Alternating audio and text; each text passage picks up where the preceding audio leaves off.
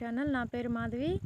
ఈరోజు మనం చేయబోయే రెసిపీ వచ్చేసి అయితే chicken curry. Easy and chicken curry అండి. ఎక్కువ మసాలాలు లేకుండా చపాతీలోకైనా, బిర్యానీలోకైనా, ఈవెన్ రైస్లోకైనా చాలా టేస్ట్గా ఉంటుంది. అండ్ బ్యాచిలర్స్కైనా, బిగినర్స్కైనా ఇది ఈజీగా చేసే రెసిపీ అండి.